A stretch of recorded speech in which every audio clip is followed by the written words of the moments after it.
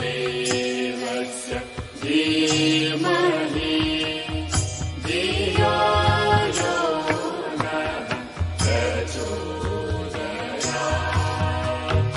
ॐ भूर्भुवः स्वः तत्सवितुर्वरेण्यं भर्गो देवस्य धीमहि धियो यो नः प्रचोदयात्।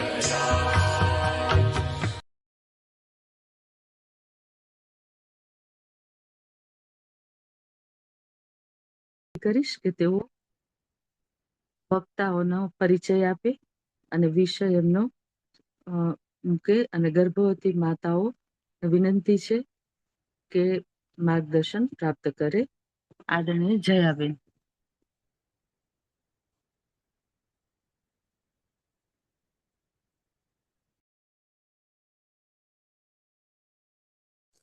સૌને જય ગુરુદેવ. આવો ગળે સંસ્કારવાન પેઢી ગુજરાતની અંદર ચાલતી માતાની પાઠશાળા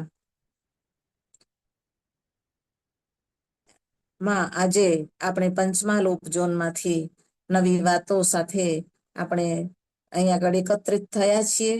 તો પરમ પૂજ્ય ગુરુદેવે ખૂબ સુંદર વાત બતાવી, સંયમની તાકાત.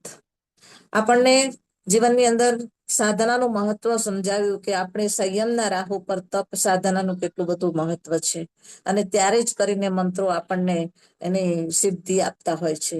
તો આપણે આપણા જીવનની અંદર જે ઉપાસના સાધના આરાધના જેવા જે સોપાનો આપણને આપ્યા છે પરમાત્માએ, એને અનુસરતા સત્તા આપણે આપણા જીવનને શ્રેષ્ઠતા તરફ લઈ જઈશું. આજની માતાની પાઠશાળાની અંદર આપણને ઉદબોધન કરવા માટે પહેલા વિલાસીની બેન પટેલ જો આપણને માર્ગદર્શન પૂરું પાડવાના છે. બેન શ્રી એક આચાર્ય તરીકે પણ એમને ભૂમિકા ભજવી છે, એક શિક્ષક તરીકે આજીવન સેવાઓ પૂરી પાડી છે અને એક કર્મઠ કાર્યકર્તા પણ છે. બધા સંસ્કારો સાથે કર્મકાંડ પણ કરાવે છે અને ખૂબ સારી એવી એમના જીવનની અંદર એમણે પ્રગતિ કરી છે ધર્મના અધ્યાત્મના ક્ષેત્રે. તો આપણને માર્ગદર્શન આપવા માટે શ્રી વિલાસીની બેન પટેલ અહીંયા આગળ ઉપસ્થિત છે. એમનો વિષય છે કે ગર્ભ સંસ્કારની સાથે બીજા સંસ્કારો માતાના ગર્ભમાં રહેલા પાંગરી રહેલા બાળક માટે કેવી રીતે જરૂરી છે એના વિશે વાત અને માર્ગદર્શન પૂરું પાડશે. વિલાસીની બેન પટેલને વિનંતી છે, બેન આપનું માઇક અનમ્યુટ કરો અને આપનો વિડીયો ઓન કરો અને આપના મુખાર બિંદેથી માર્ગદર્શન પૂરું પાડો. બેન શ્રી વિલાસીની બેન પટેલ. જય ગુરુદેવ. જય ગુરુદેવ બેન. આજના આવો ઘડીએ સંસ્કાર પેઢી માતાની શાળામાં ઉપસ્થિત સર્વ પરિજનોની મારા જય ગુરુદેવ. આજનો મારો વિષય છે સંસ્કારોનું મહત્વ. તો પહેલા તો સંસ્કાર એટલે શું?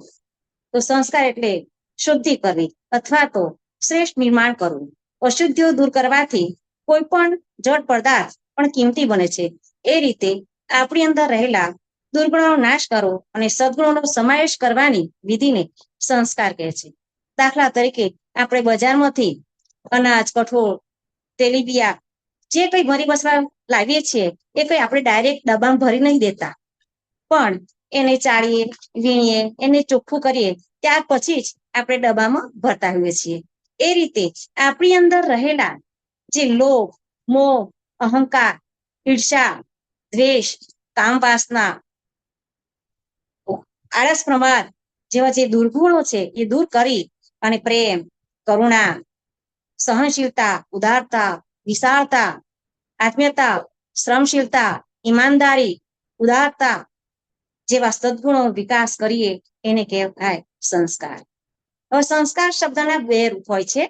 એક છે સુસંસ્કાર અને બીજો છે કુસંસ્કાર. તો સુસંસ્કાર કોને કહેવાય? તો જે માણસનામાં સારી ટેવો હોય, સારું આચરણ કરતો હોય, શ્રેષ્ઠ વિચાર ધરાવતો હોય, દેવી દેવતા પ્રત્યે શ્રદ્ધા અને વિશ્વાસ ધરાવતો હોય, એની વાણી મીઠી મધુર હોય, પ્રેમાળ હોય, શાંત મનથી બધાની સાથે વાતો કરતો હોય તો એને કહેવાય સુસંસ્કાર. પણ કુસંસ્કાર કોને કહેવાય? એનાથી બિલકુલ વિરુદ્ધ, એટલે કે માણસનામાં ખરાબ ટેવો હોય, ખરાબ આચરણ કરતો હોય, ખરાબ વિચારો કરતો હોય, દેવી દેવતા પ્રત્યે શ્રદ્ધા અને વિશ્વાસ ના હોય, વાણી એની કડવી હોય, બીજાને ખોટું લાગે તેવું બોલતો હોય, ગુસ્સા મન ફાવે તેમ બોલતો હોય, તો એને કહેવાય કુસંસ્કાર. કહેવાય છે ને કે માતા પિતા દ્વારા ગર્ભાવસ્થાથી માંડીને 5 વર્ષની ઉંમર સુધીમાં આપવામાં આવેલા સંસ્કાર બાળકના મન, મગજ તથા હૃદયમાં ઊંડા જામી જતા હોય છે. એટલે માતા પિતાએ સારા સંસ્કાર આપવા જોઈએ. તો આપણી ભારતીય ઋષિ પરંપરા સંસ્કૃતિ પ્રમાણે આપણા જીવનમાં 16 સંસ્કારો છે. પણ આપણે એ 16 સંસ્કારો જાણતા નથી. પણ કઈ સિનેમામાં કયા એક્ટર છે, કયા કલાકાર છે, એ આપણે જાણીએ છીએ. કયા ક્રિકેટરે કઈ સદીમાં ક્યારે કઈ સાલમાં સદી મારી એ આપણે જાણીએ. મોબાઈલમાં વોટ્સઅપ પર શું આવે છે, યુટ્યુબ પર શું આવે છે, ફેસબુક પર શું આવે એ બધું આપણે જાણીએ. પણ જે ગર્ભાવસ્થાથી તે મરતા સુધીના જે 16 સંસ્કારો છે એ આપણે જાણતા નથી. તો આપણા યુગ દ્રષ્ટા તપસ્વી આપણા પરમ પૂજ્ય ગુરુદેવ તથા પરમદેવ માતાજી કહેતા હતા કે બેટા, આપણી ભારતીય ઋષિ પરંપરા સંસ્કૃતિ પ્રમાણે જે સંસ્કારો છે એ ધીમે ધીમે નષ્ટ થઈ રહ્યા છે. તો એને ઉજાગર કરો. દરેકના જીવનમાં સંસ્કારોનું બીજ વાવો, જેથી માનવ મહામાનવ બને, શ્રેષ્ઠ નાગરિક બને, સંત બને. તો આપણને જે ઋષિ મુનિએ 16 સંસ્કાર બતાવ્યા છે એ છે કે પહેલો છે કે ગર્ભધાન, પછી પુંસવન, સીમંતવન સંસ્કાર, જાતકર્મ, નામકરણ, નિષ્ક્રમણ, અન્નપ્રાશન, ચૂડાકર્મ, કર્ણવેધ, ઉપનયન, વિદ્યારંભ, લગ્ન સંસ્કાર, વાનપ્રસ્થ, અંત્યેષ્ટિ, મંડોત્તર સંસ્કાર, જન્મ દિવસ અને લગ્ન દિવસ. આ રીતના 16 સંસ્કાર છે. તો આપણને પરમ પૂજ્ય ગુરુદેવે મુખ્ય 10 સંસ્કારો ઉજવવાની વાત કરી છે. તો મુખ્ય જે છે એ ગર્ભધાન છે, પુંસવન, નામકરણ, અન્નપ્રાશન, મુંડન સંસ્કાર, જન્મદિવસ, વિદ્યારંભ, યજ્ઞોપવિત, લગ્ન સંસ્કાર, લગ્ન દિવસ. આટલા સંસ્કારો તો આપણા જીવનમાં ઉજવવા જોઈએ. કેમ કે સંસ્કાર એક એવી પ્રક્રિયા છે કે તેનાથી મનુષ્ય મહામાનવ બને છે. દાખલા તરીકે આપણને જમીનમાંથી લોખંડ, તાંબુ, અબ્રક, સોનું, ચાંદી એ બધું આપણને જમીનમાંથી મળે છે. તો જયારે આપણે લોખંડની વાત કરીએ તો લોખંડ જયારે માટી ભેગું મિશ્રિત હોય છે ત્યારે એની કિંમત બિલકુલ ઓછી હોય છે. પણ જયારે એ લોખંડ અને માટી મિશ્રિત હોય એને રાસાયણિક પ્રક્રિયા કરીને એને જુદું પાડવામાં આવે છે ત્યારે એની કિંમત એનાથી પણ વધી જાય છે. ત્યાર પછી એને ભઠ્ઠીમાં તપવામાં આવે છે ત્યારે એની કિંમત ઓર વધી જાય છે. પછી એનામાં સળિયા બનાવવામાં, બારી બારણા બનાવવામાં, તો એની કિંમત એનાથી પણ વધે છે. અને ત્યાર પછી વિમાનના જયારે સ્પેર પાર્ટ બનાવવામાં આવે છે ત્યારે એની કિંમત એનાથી પણ અનેક ગણી વધી જતી હોય છે. તો આટલી પ્રક્રિયા જયારે માટી મિશ્રિત લોખંડ પર કરવામાં આવી ત્યારે તે લોખંડ કિંમતી બન્યું છે. એ તે જયારે માણસ ઉપર સમય પર સંસ્કાર કરવામાં આવે છે ત્યારે માણસ તુચ્છમાંથી મહામાનવ બનતો હોય છે કે જે પોતાના કુળ, સમાજ અને દેશ માટે પ્રગતિશીલ બને છે અને રાષ્ટ્રનો એક ઘડવૈયો બનતો હોય છે. તો દાખલા તરીકે આપણે કોઈ પણ મૂર્તિ બનાવવી હોય તો જેવું બીબું હોય તેવી મૂર્તિ બનતી હોય છે. જો બીબું સુંદર હશે તો મૂર્તિ સુંદર બનશે, પણ જો બીબું સુંદર નહીં હોય તો એ મૂર્તિ સુંદર બનવાની નથી. દાખલા તરીકે આપણે ખેડૂતની વાત કરીએ કે ખેડૂત છે તે ઉત્તમ પ્રકારના ઘઉં, બાજરી, મકાઈ, ડાંગર, તેલીબિયા પકાવવા માટે કેટલી બધી મહેનત કરે છે કે એ પહેલા તો ખેતર ખેડે છે, એને તપાવે છે, બિયારણ વાવે છે, ખાતર પાણી આપે છે, નિંદામણ કરે છે, સમય પર એનું માવજત કરે છે.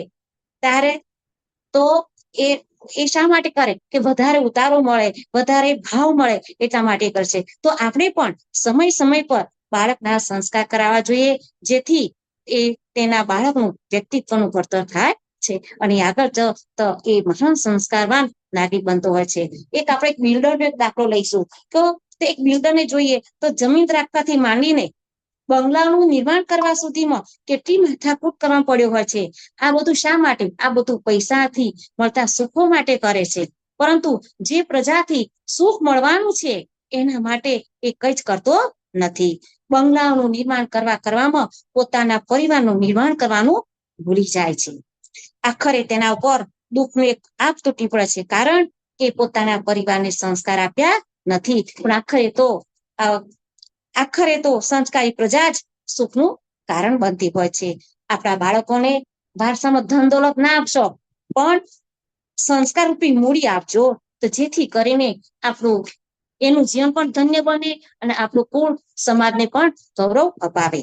દાખલા તરીકે આપણે બજારમાં જઈએ, કાપડ ખરીદવાનું હોય કે ફળ ફળાદી શાકભાજી કે કોઈ પણ વસ્તુ આપણે ખરીદવાની હોય તો ડાયરેક્ટ આપણે હાથ નાખીને એમાંથી લેતા નથી, પણ એની ચકાસણી પૂરેપૂરી કરે છે તારે લેતા હોઈએ છે.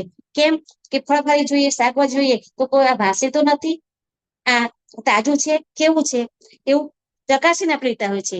આપણે મકાન જો બનાવવાનું હોય તો મકાનનો જો પાયો મજબૂત હશે તો આપણે 10, 20, 25 માળનું મકાન બનાવી શકીશું, પણ જો પાયો જો મજબૂત નહીં હોય તો 2-3 માળનું મકાન પણ ધરતીકંપની સામાન્ય આંચકો આવતો હોય તો પણ ધરાશાયી થતું હોય છે. તો એટલા માટે ઉત્તમ સંતાનની પ્રાપ્ત કરવા માટે આપણે ગર્ભમાંથી જ સંસ્કારોનું બીજ રોપવામાં આવે છે. તો આવા સંસ્કારનું મહત્વ છે એની આપણે સમજ મેળવી. તો હવે આપણે આ જુદા જુદા સંસ્કારનું શું મહત્વ છે એના વિશે આપણે જાણીશું. તો પહેલો સંસ્કાર છે ગર્ભધારણ સંસ્કાર. તો પહેલા આપણે એક ગામથી બીજા ગામ જતા ત્યારે ગાડામાં બેસીને જતા હતા, ચાલીને જતા હતા. પછી ધીરે ધીરે સાયકલ આવી, સાયકલ લઈને જતા થયા. અત્યારે આપણે વાહન આવ્યા છે તો વાહનો બેસીને જઈએ છીએ. તો ત્યાર પછી આપણે સંદેશો મોકલતા હતા, ત્યારે પહેલીના વખતે કોઈ પણ સંદેશો મોકલવો હોય તો પોસ્ટકાર્ડ, અંતરદેશી કવરમાં ચીઠી નાખી અને મોકલતા હતા. અને અત્યારે તો આપણે ફોન દ્વારા, વોટ્સએપ દ્વારા 1 મિનિટમાં, 1 સેકન્ડમાં આપણે જે કોઈ સંદેશો મોકલવો હોય એ પહોંચી જતો હોય છે. એ બધું શેના લીધે થયું? એ બધું થયું વૈજ્ઞાનિક પ્રગતિના લીધે થયું છે. તો એ રીતે ઉત્તમ પ્રજાની ઉત્પત્તિ માટે પણ માતા પિતાએ સુઘડ, સંસ્કારી, સજ્જન, સંયમી અને વિદ્વાન બનવું જોઈએ. આજે દેશમાં છત્રપતિ શિવાજી, અર્જુન, યુધિષ્ઠિર, કર્ણ, સુભાષચંદ્ર બોઝ, ભગતસિંહ, ગુરુ ગોવિંદસિંહ, બુદ્ધ, મહાવીર, ગાંધીજી, સ્વામી વિવેકાનંદ, ભક્ત પ્રહલાદ, સરદાર વલ્લભભાઈ પટેલ જેવા સમત મહાન પુરુષો થઈ ગયા. તે મહાન પુરુષો ફરીથી આ ધરતી પર પ્રગટી શકે એમ છે, પણ આવા શ્રેષ્ઠ આત્માઓ જન્મ લેવા માટે ત્યારે આતુર છે, પણ તેવા ઘર નથી, એવું વાતાવરણ પણ નથી અને એવા શ્રેષ્ઠ ગર્ભ પણ નથી મેળવી શકતા. એટલા માટે આવા આત્માઓ મહાન પુરુષો પોતાનો જન્મ લઈ શકતા નથી. કારણ કે આપણું જે પ્રાચીન સમયમાં જે ગર્ભનું વિજ્ઞાન હતું એ ગર્ભનું વિજ્ઞાન ખોવાઈ ગયું છે. અત્યારે તો એટલે કે આજના સમયમાં તો જે મા બાપને ઘરે જે ઉત્તમ સંસ્કારવાન પુત્ર કે પુત્રીનો જન્મ થયેલો છે એ પોતાના દૈવ યોગના લીધે થયેલો છે. તો બીજું, સંસ્કારવાન પ્રજાને જન્મ આપવા માટે માતા પિતાએ જે તૈયારીઓ કરવી પડે છે એ તૈયારીઓ અત્યારે કઈ જોવા મળતી નથી. પણ અત્યારે તો સુવાડ આપતા પહેલા તો કઈ તૈયારીઓ કરે છે? ઘી, ગોળ, મેથી, ગુંદર, વસાણાની તૈયારી, રૂમ, પલંગ, ગોળિયું, દાયણ અને પહેલા મહિનાથી ગાયનેક કન્સલ્ટિંગ આવી તૈયારી મહત્વના છે. પણ જે નવ આગંતુક બાળક બળવાન, નિરોગી, સંસ્કારી, ઉત્તમ ગુણવાળું, ગોરું, રૂપાળું, પ્રભાવશાળી ચહેરો વગેરે કેવી રીતે નિર્માણ કરી શકાય તેના નિયમો જાણવાની દરકાર માતા પિતાએ કરી નથી, પણ એની કાળજી લેવી જોઈએ, જેથી ઉત્તમ અને સંસ્કારવાન બાળક આપણા ઘરે અવતરિત થઈ શકે. તો ગર્ભ ધારણ કરતા પહેલાના જે નિયમો છે, માતા પિતાએ કયા નિયમોનું પાલન કરવું જોઈએ એ નિયમો કહી શકે. તો માતા પિતાએ ગર્ભ ધારણ કરતા પહેલા એ વિચારવું જોઈએ કે અમે બંને યોગ્ય છીએ, અમે જે બાળકનો અમે શારીરિક, માનસિક, ભાવનાત્મક, આધ્યાત્મિક અને નૈતિક વિકાસ અમે કરી શકીશું એવી અમારામાં પાત્રતા છે. બીજું કે માતા પિતાને વ્યસનો બિલકુલ હોવાનો જોઈએ, જેવા કે તમાકુ, ગુટકા, અફીણ, ગાંજો, ચરસ, દારૂ, ચા, કોફી પણ લેવા જોઈએ નહીં. હંમેશા સાત્વિક ખોરાક લેવો જોઈએ. અતિશય ગળ્યો, તીખો, તળેલો આહાર, બજારમાં મળતા અનેક પ્રકારની મેદાની વાનગીઓ મનની વિકાર બનાવે છે, તો એવો આહાર પણ લેવો જોઈએ નહીં. સવારે સૂર્યોદય પહેલા ઉઠવું જોઈએ. નિત્યકર્મથી પરવારીને ગાયત્રી મંત્રના જપ કરવા, કારણ કે ગાયત્રી મંત્ર દ્વારા સદબુદ્ધિ અને સદવિચાર મળે છે. પતિ પત્નીએ પૂરા પ્રેમથી ભરેલું વર્તન રાખવું જોઈએ. સદાચારી બનવું, સત્ય, ક્ષમા, દયા, સહનશીલતા જેવા ગુણો તરફ વળવું. હંમેશા મનને પ્રસન્ન રાખવું, માનસિક ચિંતાથી દૂર રહેવું. મહાન પુરુષોના જીવન ચરિત્ર વાંચવા, દરરોજ નિયમિત ઉપાસના સાધના કરવી જોઈએ. દરરોજ યોગ, પ્રાણાયામ, સ્વાધ્યાય, સત્સંગ કરવો જોઈએ. માતા પિતાએ પોતાના સંતાનને કયા ધંધામાં પ્રવીણ બનાવવો છે તેનો નિર્ણય પ્રથમ એટલે કે ગર્ભધારણ પહેલા અને પછી પણ કરવો જોઈએ. આપણને ખબર છે કે દશરથ રાજાને પુત્ર ન હતા ત્યારે તેમણે શૃંગી વૃક્ષ પાસે પુત્રેષ્ઠ યજ્ઞ કરાવ્યો હતો અને યજ્ઞ કર્યા પછી રામ, લક્ષ્મણ, ભરત અને શત્રુઘ્ન જેવા વીર મહાન પુરુષો નો જન્મ થયો હતો. તો આ સંસ્કાર આપણે યજ્ઞ દ્વારા કરી શકાય છે. કેમ કે યજ્ઞમાં વેદ મંત્રો બોલાતા હોવાથી એની ઉર્જા, એની દિવ્ય શક્તિઓના આશીર્વાદ મળતા હોવાથી આપણામાં નવીન શક્તિનું રૂપાંતરણ થતું હોય છે. તેનાથી આપણા વિચારો, આપણી ભાવનાઓ પવિત્ર બનતી હોય છે. હવે આપણે બીજો સંસ્કાર જોઈશું, પુષ્પ સંસ્કાર. તો આ સંસ્કાર ગર્ભધારણ કર્યા પછી 3જા મહિને કરવામાં આવશે અને ત્યાર પછી મહિને પણ કરાવી શકાય છે, પરંતુ સમય પર કરવાથી એનો વિશેષ લાભ થતો હોય છે. દાખલા તરીકે ખેડૂત જો સમયસર ખેતી ન કરે તો શું થાય? સમયસર જો ખેતી ન કરે તો જોઈએ તેટલું ઉત્પાદન મળે નહીં. જો સમયસર ખેતી કરે તો સારું ઉત્પાદન મળતું હોય છે. તો 3જા મહિને કેમ સંસ્કાર કરવામાં આવે? તો 3જા મહિને બાળકનો આકાર અને એની સંસ્કાર બંને પ્રવૃત્તિ એક સાથે શરૂ થતી હોય છે. તો આ સંસ્કાર પછી એનામાં આધ્યાત્મિક ઉપચાર આ અથા સમયે કરાવી દેવો જોઈએ. આપણે તો પહેલા જ મહિનેથી ગાયનેક ડોક્ટર પાસે જઈએ તો ડોક્ટર તો તમારી શારીરિક તપાસ કરશે, શારીરિક દવા કરશે, પણ માનસિક દવા કરશે નહીં. તો આ માનસિક દવા કુસંસ્કાર દ્વારા યજ્ઞના માધ્યમથી કરવામાં આવે છે. તો આ સંસ્કાર આપણે હોમાત્મક અને દિવ્ય ના માધ્યમથી પણ કરી શકાય કે યજ્ઞમાં કર્મકાંડ દ્વારા બોલાયેલા વેદ મંત્રોથી ગર્ભમાં રહેલા બાળકના અચેતન મન પર તેનો ભારે પ્રભાવ પડતો હોય છે અને માતાને ઉર્જા, શક્તિ મળતી હોય છે અને દિવ્ય શક્તિઓના આશીર્વાદ પણ મળતા હોય છે. આપણે જોઈએ છીએ કે મોટા મોટા શહેરોમાં તો ગર્ભવતી બહેનો પોતાના બાળકને સંસ્કારવાન અને નિરોગી રાખવા માટે ક્લાસીસ કરે છે. જ્યારે આપણે અહીંયા તો ગાયત્રી પરિવાર દ્વારા મફત શિક્ષણ આપવામાં આવે છે. આવો ઘડીએ સંસ્કારવાન પેઢી માતાની પાઠશાળામાં આપણે દર શુક્ર અને શનિવારે અઠવાડિયામાં 2 દિવસ 4 થી 5:30 વાગ્યાના સમયે આ આધ્યાત્મિક જ્ઞાન બાળકનું કઈ રીતે જ્ઞાન એના વિશે જ્ઞાન આપવામાં આવે છે. કેમ કે ગર્ભકાળે બાળકનું શરીર, મન પલાળેલી માટી જેવું નરમ હોય છે. જે રીતે કુંભાર પલાળેલી માટીમાંથી જુદા જુદા વાસણ બનાવે છે, જેવા આકારના વાસણ બનાવ હોય એવું તે બનાવી શકતો હોય છે. સોનામાંથી અને ચાંદીમાંથી જુદા જુદા ઘરેણા બનાવે છે. એવી રીતે ગર્ભવતી માતા પણ પોતાના બાળકને જેવા સંસ્કાર આરોપિત કરવા હોય એવા એ કરી શકે છે. કોઈ પણ માતા પોતાના બાળકને કુશાગ્ર બુદ્ધિવાળું, પ્રખર, તેજસ્વી, માયાળુ, સંસ્કારવાન ઈચ્છતી હોય છે. કોઈ માતા પોતાનું બાળક ગાંડું, મંદબુદ્ધિનું, માયકાંગલું આવે તેવું ઈચ્છતી નથી. તો આપણા બાળકને પ્રખર, તેજસ્વી બનાવવા માટે નિયમિત ગાયત્રી મંત્ર બોલીએ, સૂર્યને 1 લોટો જળ ચડાવીએ. જળ ચડાવતી વખતે આપણે પ્રાર્થના કરીએ કે હે સૂર્યદેવ, મારા ગર્ભમાં રહેલા બાળકને તમારા જેવો તેજસ્વી, નિરોગી, પ્રખર, પવિત્ર બનાવો. કેમ તમે વિશ્વનું કલ્યાણ કરનારા છો. તો ગાયત્રી મંત્ર બોલતા બોલતા જળ ચડાવીએ અને થોડું જળ બાકી રાખીએ અને પછી આપણે પી લેવાનું છે. પી લીધી વખતે પ્રાર્થના કરીએ કે અમારા બંનેનું સ્વાસ્થ્ય પણ સ્વસ્થ અને નિરોગી.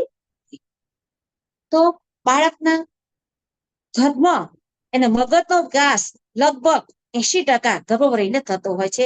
20% એનો વિકાસ બહારના વાતાવરણમાં આવીને થતો હોય છે. તો ખરેખર ગર્ભાવસ્થાના 9 માસ જ બાળકને કેળવાનો સમય છે. તો આ સમયે મગજ પર જેવા વિચારો તથા ભાવનાઓની છાપ પડે છે એ જ એના વ્યક્તિત્વને ઘડવામાં જવાબદાર હોય છે.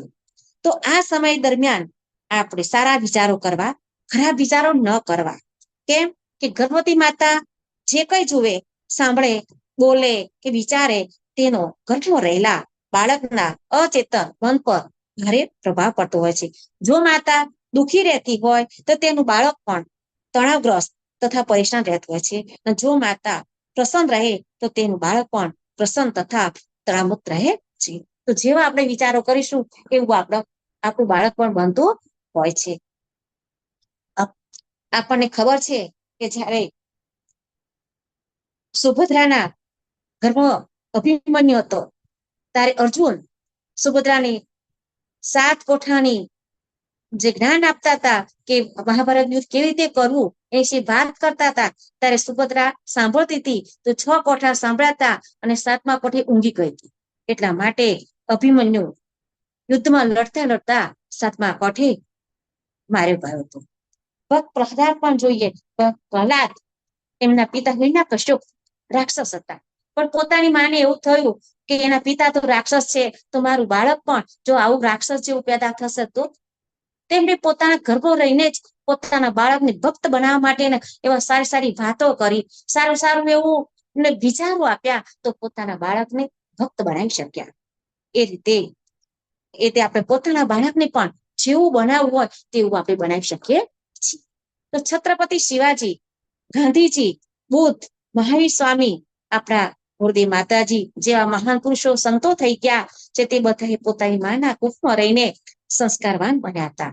તો આપણા બાળકને કેવું બનાવવું તે આપણા હાથની વાત છે, ઈશ્વરના હાથની વાત નથી. ઈશ્વરને તો બધા જ સરખા હોય છે. તો આપણે આપણા બાળકને સંસ્કાર બનાવવા માટે હંમેશા તત્પર રહીશું. હવે આ સંસ્કારમાં ઔષધિ અવધાન કરવામાં આવશે. ઔષધિમાં ઘડો, પીપળો અને વડ લેવામાં આવે છે. તો આ ત્રણેય ઔષધિઓને વાટી એનો રસ કાઢવામાં આવે છે. રસ કાઢી એને પીવા માટે ગર્ભવતી બેનને વેદ મંત્રો દ્વારા અભિમંત્રિત કરીને આપવામાં આવે છે. અને તો આ 3 વસ્તુ કેમ? તો ઘડો શું કરે છે? ઘડો એ રોગ અને વિકારોનો નાશ કરે છે. એનો વેલો હંમેશા ઊંચેની તરફ ચડે છે. એ રીતે પોતાનું બાળક પણ હંમેશા ઉત્કૃષ્ટ બને, હંમેશા નિરોગી રહે, સ્વસ્થ રહે એટલા માટે ઘડો. બીજું પીપળો. તો પીપળો એ દેવ યોગીનું વૃક્ષ છે. એ 24 કલાક ઓક્સિજન આપે છે. તેની નીચે બેસવાથી અસાધ્ય રોગો પણ મટે છે. તે રીતે પોતાનું બાળક પણ નિરોગી રહે તથા તેનામાં દૈવી ગુણોનો વિકાસ થાય. વડ નું વૃક્ષ એ વિશાળ છે. એ ધીરે ધીરે વધે છે અને દીર્ઘજીવી છે. પક્ષીઓ તેના પર માળા બનાવે છે. ટેટા ખાઈને પોતાની ભૂખ શાંત કરે છે. છાંયડો આપે છે. તેની વડવાઈ, દૂધ, મૂળ, છાલ, ટેટા વગેરે અનેક રોગો મળે છે. તે રીતે પોતાનું બાળક પણ ધીરજવાન, લાંબા આયુષ્યવાળું બને, ઉદાર અને પરોપકારી બને. આ ત્રણેય ઔષધિના ગુણ અને સંસ્કાર આ બાળકમાં આવે તે માટે ઔષધિ અવગ્રહણ કરવામાં આવે છે અને પછી એને પીવડાવવામાં પણ આવે છે. તો ગર્ભ પૂજનમાં ગર્ભવતી નિયમિત રીતે ગાયત્રી મંત્રના જપ કરવાના, ઉત્તમ ગ્રંથોનો સ્વાધ્યાય રોજ કરતા રહેવું જોઈએ. અને ઘરમાં પણ પરિવારના સભ્યોએ ગર્ભ સંવાદ આવનાર શિશુ માટે પૂજા, ઉપાસના, સ્વાધ્યાય તથા સત્સંગ દ્વારા આસ્તિકતાનું વાતાવરણ બનાવી રાખવું જોઈએ. ગર્ભ પૂજન પછી શિશુને માતા તથા કુટુંબીજોને પણ આશ્વાસન આપે છે કે એના શારીરિક, માનસિક અને ભાવનાત્મક વિકાસ માટે અમે જાગૃત રહીશું તથા સહયોગ આપીશું. ત્યારબાદ એમાં ચરુ પ્રદાન આવે છે. તો ચરુ એટલે ખીર. ખીર એ પૌષ્ટિક, સુપાચ્ય તથા સાત્વિક હોય છે. તે દૂધ, ચોખા અને ખાંડ એ નાખીને બનાવવા છે. અને યજ્ઞમાં આ ખીરની આહુતિ આપવામાં આવે છે. અને વધેલી ખીર પછી ગર્ભવતી તેને પ્રસાદ તરીકે ખાવાની હોય છે. તો એના માટે દરરોજ ગર્ભવતી બેને બળી બેસન કરો. પહેલા આપણે યજ્ઞ ભગવાનને જમાડીએ અને પછી આપણે ભોજન કરીએ એવું રાખવું જોઈએ.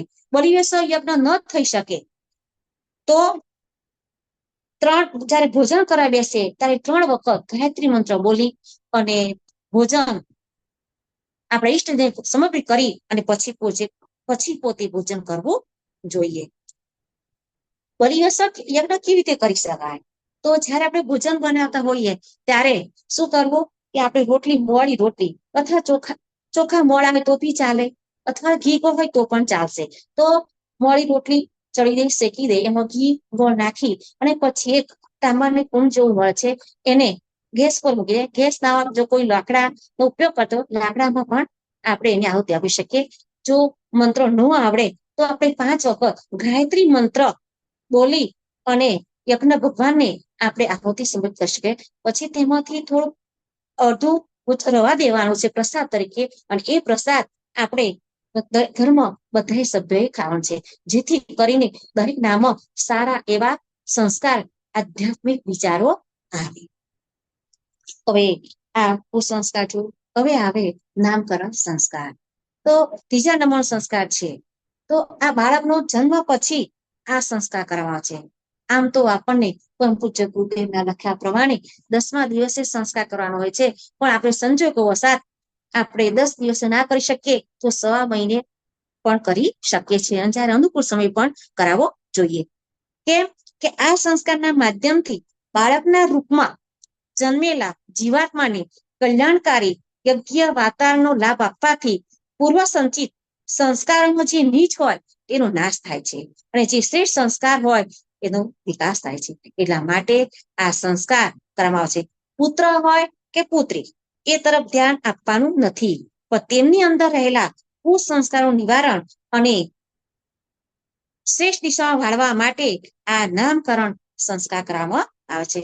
નામ પણ ગુણવાચક હોવું જોઈએ, કારણ કે જેવું નામ પાડ્યું હોય છે તેવા ગુણો બાળકનામાં વિકસિત થતા હોય છે. તો આપણે બાળકનું જો નામ પાડવાનું હોય તો મહાન સંતો, મહાન પુરુષો, દેવી દેવતાઓ, પ્રાકૃતિક વિભૂતિઓ એટલે કે નદીઓ, પર્વતો, એના નામ પરથી બાળકનું નામ પાડવું જોઈએ. તો અત્યારે આપણે તો પશુથી સંસ્કૃત પ્રમાણે નામ પાડીએ છીએ, જેથી એમાંથી કોઈ અર્થ સરતો નથી. મનુષ્યને જેવા નામથી આપણે બોલાવવા આવે એવી એના પર અસર થતી હોય છે. આપણે દાખલા તરીકે કોઈને બુદ્ધિઓ, કોઈને કચરાલા, તો કોઈ નામ હોય એવા નામથી આપણે બોલાવીએ તો શું થાય? એના પર હિંમતાનો ભાવ પ્રકટ થાય છે. પણ જો એને રામ, કૃષ્ણ, લક્ષ્મી, ગણેશ, પાર્વતી, વસુંધરા, અનસુયા એવા નામથી જો આપણે બોલાવવામાં આવશે તો એનામાં હિંમતાનો જે ભાવ છે એ પ્રગટ થતો નથી, અને એ ઉલ્લાસથી, ખુશીથી, આનંદથી એ બોલશે. બીજું કે નામકરણ સંસ્કારમાં બાળકો પર અભિષેક કરવામાં આવે છે. કેમ કે જીવ તો અનેક યુગોમાં ભ્રમણ કરતો કરતો આ માનવ શરીરમાં આવ્યો છે, તેથી બાળકના મન પર પાશવી સંસ્કારોની છાયા રહે નહીં, તે સંસ્કારો દૂર કરવા માટે અભિષેક, જે કળશનું જળ છે એ અભિમંત્રિત જળથી એ અભિષેક કરવામાં આવે છે. ત્યારબાદ એને કમરે મેખલા બાંધવામાં આવે છે. શા માટે? તો બાળકના કમર મેખલા બાંધવામાં આવે છે કે પોતાનું બાળક આળસુ, પ્રમાદી ન બની રહે, હંમેશા સ્મૃતિમય બની રહે, કોઈ પણ કામ માટે કર્તવ્યનિષ્ઠ અને તત્પર બને. એના માટે માતા પિતા એ પોતાના બાળકને કમરે મેખલા બાંધતા એટલા માટે બાંધે છે. બીજું કે મધુપ્રાશન કરવામાં છે. બાળકને મધ ચટાડવામાં આવે છે. મધ મીઠું છે, તો બાળક મધુર વાણી બોલે. વાણીથી વ્યક્તિ શાલીન બનતી હોય છે, તો તેનામાં બીજા પ્રત્યે સ્નેહ, સદભાવ તથા સહકીર્તના ગુણો વિકસે. એટલા માટે મધુપ્રાશન કરવામાં આવે છે. બીજું, બાળકને સૂર્ય નમસ્કાર કરવામાં આવે છે. તો સૂર્ય નમસ્કાર એટલા માટે કરવામાં કે સૂર્ય તેજસ્વી છે, પ્રખર છે, એક ક્ષણ પણ અટકતો નથી, તો પોતાનું બાળક પણ સૂર્ય જેવું તેજસ્વી, પ્રકાશવાન બને, ગતિશીલ બને, ધર્મ પ્રાંત પ્રત્યે હંમેશા ગતિશીલ રહે, એવા એનામાં સદગુણ આવે, એવા સંસ્કાર એનામાં આવે. બીજું, ભૂમિ પૂજન કરવામાં એટલા માટે કરવાનું, ભૂમિ પૂજન સ્પર્શ એટલા માટે કે ભૂમિમાં જે ગુણો છે ધરતી માતાના, કે સહનશીલતા, ઉદારતા, વિશાળતાના જે ગુણો છે એ ગુણો એ બાળકની અંદર આવે, અને એટલા માટે એનું પૂજન કરી અને એનો સ્પર્શ કરવામાં આવે છે કે આ ધરતી માતાની, એક સમાજની, એક રાષ્ટ્રની, એક આ બાળક પોતાનું સેવા કરી શકે. બીજું, પરસ્પર પરિવર્તન. ઘરમાં એકલા માતા પાસે પણ નહીં રહી શકે, પિતા પાસે, ઘરમાં જેટલા સભ્યો હોય બધાની પાસે ફરતું હોવું જોઈએ, બધાનો સ્નેહ દુલાર મળતો હોવો જોઈએ. તો એના માટે પરિવર્તન અરસપરસ પરિવર્તન કરવામાં આવતું હોય છે. લોકદર્શન એની બહાર લોકદર્શન કરવા માટે બહારનું વાતાવરણ પણ બતાવવામાં આવે છે. આપણે કૃષ્ણ ભગવાને યશોદા માતાને યશોદા માતાને કૃષ્ણ ભગવાને પોતાના મુખમાં આખું બ્રહ્માંડ બતાવ્યું હતું. રામે પણ કૌશલ્યા માતાને પોતાના આખું બ્રહ્માંડ બતાવ્યું. એ રીતે આપણે પણ આપણા પોતાના બાળકને પણ આપણું વાતાવરણ, આજુબાજુનું વાતાવરણ, આજુબાજુની પ્રકૃતિ શું છે એને બતાવવું જોઈએ. ઘરમાં રહે તો આપણું બાળક ખૂબ મંડુક બની જાય, બની ના જાય એના માટે બહારનું પણ વાતાવરણ એને બતાવવાનું છે. બાળ પ્રબોધન એમાં જે આચાર્ય હોય, જે યજ્ઞ સંસ્કાર માટે કરાવવા આવ્યા હોય, એ એમને ઉદ્દેશ આપતા હોય કે આ બાળક એક સંસ્કારવાન બને, એટલું આગળ પ્રગતિ કરે, એના માટેનો એનો સારો ઉપદેશ આપતા હોય છે. આશીર્વાદ બી ઉપદેશ આપતા હોય છે. આટલી વિધિ આ નામકરણ સંસ્કાર કરવામાં આવે છે. તો એની પાસે એ છે કે એટલા માટે આ સંસ્કાર કરાવવા જોઈએ. હવે આવે છે અન્નપ્રાશન સંસ્કાર. તો આ સંસ્કાર બાળકના 6 માસ થાય ત્યારે કરવામાં આવે છે. અન્નનો શરીર પર ભારે પ્રભાવ પડતો હોય છે. જેવું અન્ન તેવું મન બનતું હોય છે. તો બાળક સારું અને સંસ્કારી બને એના માટે માતા પિતાએ ઈમાનદારીથી મહેનત મજૂરી કરીને કમાયેલા અન્નથી જ પોતાનો આહાર બનાવવો જોઈએ. અને બાળકને ઘરમાં બધાએ ખાવું જોઈએ. બાળકને જો ઈમાનદારી વગરનું ભોજન હશે તો બાળકનામાં કુસંસ્કાર પેદા થશે. તો ઈમાનદારી વાળું જો આહાર હશે, કમાયેલું હશે, તો એનામાં સારા સંસ્કારોનું સિંચન થતું હોય છે. બાળકને ખીર ખવડાવવામાં આવે છે અને ખીર પણ મીઠી હોય છે. અને ખીરમાં પણ મધ, તુલસીદળ, ઘી, ગંગાજળ ભેળવવામાં આવે છે. તો આ બધા પૌષ્ટિક, રોગનાશક, પવિત્ર તથા આધ્યાત્મિક ગુણો વધારનારા છે. તેથી આ 5 વસ્તુઓને મંત્રોચ્ચારથી મિશ્રિત કરીને બાળકને ખવડાવવામાં આવે છે, જેથી બાળકનામાં આધ્યાત્મિક ગુણો વિકસે, સંસ્કારવાન બને અને એના વ્યક્તિત્વનું ઘડતર થાય. એટલા માટે આ ખવડાવવામાં આવે છે. જીભ આપણું 2 કામ કરે છે, એક ખાવાનું અને બોલવાનું. તો હંમેશા બાળક મીઠી મધુર વાણી બોલે, સાત્વિક આહાર લે. જે કઈ સારું થાય તે પણ વાણી થતું હોય છે, અને જે કઈ ખરાબ થાય તે પણ વાણી થતું હોય છે. તો જીભ પર સંયમ રાખતા શીખે એ માતા પિતાએ કાળજી રાખવાની છે. હવે પછી આવે છે મુંડન સંસ્કાર. તો આ સંસ્કાર બાળકનું 1 વર્ષનું થાય ત્યાં સુધીમાં આ સંસ્કાર કરાવવા જોઈએ. પછી 2 વર્ષ પૂરા થાય પછી 3જા વર્ષે કરાવવામાં આવે, ત્યાર પછી 5મા વર્ષે કરાવવામાં આવે છે. તો આમાં પણ પહેલાના સમયમાં પુત્ર હોય તો મુંડન સંસ્કાર કરાવતા અને પુત્રી હોય તો કરાવતા નહોતા. તો અત્યારે આપણે ધ્યાનમાં રાખવાનું નથી. પુત્ર હોય કે પુત્રી, આપણે બંનેને આ મુંડન સંસ્કાર કરાવવા જોઈએ. તો આ સંસ્કાર કરવાનો હેતુ શું છે? તે હેતુ એ છે કે 84 લાખ યોનિમાંથી બ્રહ્માંડ કરતા રહેવાને કારણે મનુષ્ય એવા કેટલાક પાશવી સંસ્કાર, વિચાર, મનોભાવ પોતાની સાથે લઈને આવે છે, જે માનવ જીવન માટે અયોગ્ય અને અજ્ઞેય માનવામાં આવે છે. તો આ પાશવી સંસ્કારોમાંથી મુક્ત કરી માનવીય આદર્શોની સ્થાપના કરવા માટે આ સંસ્કાર કરવામાં આવે છે. કે આપણું બાળક નર પશુ જેવું ના બને અને એક ઉચ્ચ કોટીનું મહાન મનુષ્ય બને, તે માટે આ સંસ્કાર કરવામાં આવે છે. મુંડન સંસ્કારમાં મસ્તક લેપન આવે છે. મસ્તક લેપનમાં દહીં અને દૂધનો ઉપયોગ કરવામાં આવતો હોય છે. સ્ત્રી શિખા બંધન આવે છે.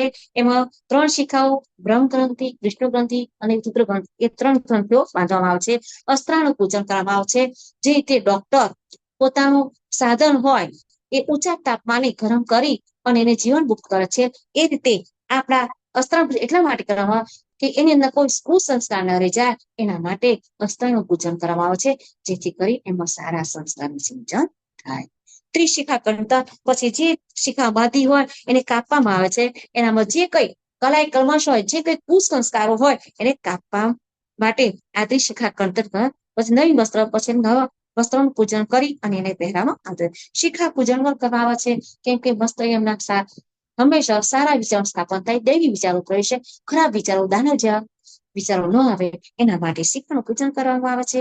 સ્વસ્તિક લેખન એનામાં કલ્યાણકારી એક સ્વસ્તિક લેખન પણ કરવામાં આવે છે. આટલી વિધિ આ મુહૂર્ત સંસ્કાર કરવામાં આવે છે. હવે પછી આવે છે વિદ્યારંભ સંસ્કાર. તો આ સંસ્કાર બાળકને 5મા વર્ષે કરવામાં આવે છે. પણ પછી પણ 5 વર્ષે ન થઈ શક્યા હોય તો હાઈસ્કૂલમાં કોલેજમાં જાય ત્યારે પણ આ સંસ્કાર કરાવી શકે છે. દરેક માતા પિતાની ફરજ છે કે પોતાના બાળકને શિક્ષણ અને સંસ્કાર આપવાની વ્યવસ્થા પોતે માતા પિતાએ કરવાની છે. અને વધારે જ્ઞાન પ્રાપ્ત કરવાથી બાળકનો માનસિક વિકાસ થતો હોય છે.